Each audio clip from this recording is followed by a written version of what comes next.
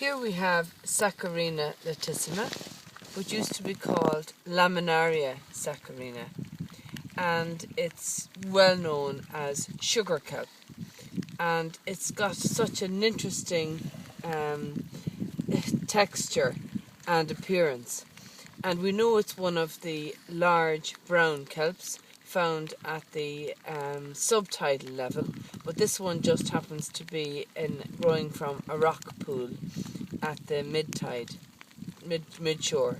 level. So it's been described in a variety of ways. Some people describe it as a very large tongue-shaped, they call it a large frilly tongue. And I describe it as having that look of crimpling material about it. And I suppose it's, again, for harvesting purposes, it's just taking the scissors and just giving it a little haircut here and making sure that this part is left intact.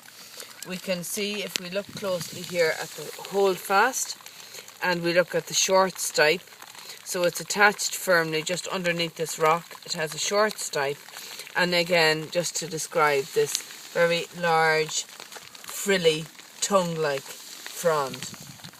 So I'm going to show you a piece of storm-cast Saccharina sugar kelp, and you can see the colour contrast here. This is a younger piece.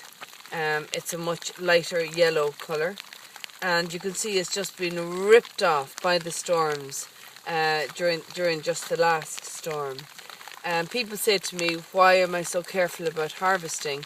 I mean, look at what the damage that nature can do, and if we all did damage like that, we wouldn't have much of a resource left.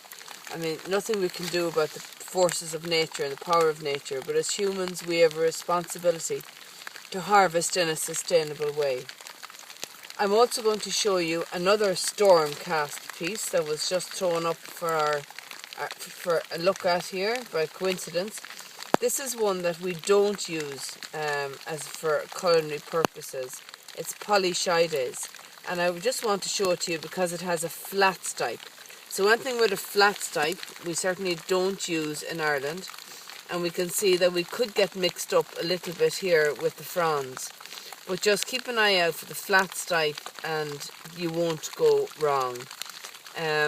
You know, you can see this one is frilly, and the frilly frond and a short flexible stipe. And I've shown you the other sea rods where the stipe is actually round.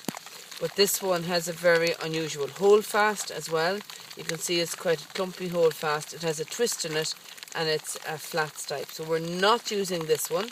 This one goes right out of our picture, and we're back in here to what this video was about, which was about the sugar kelp, which is beautiful, and it dries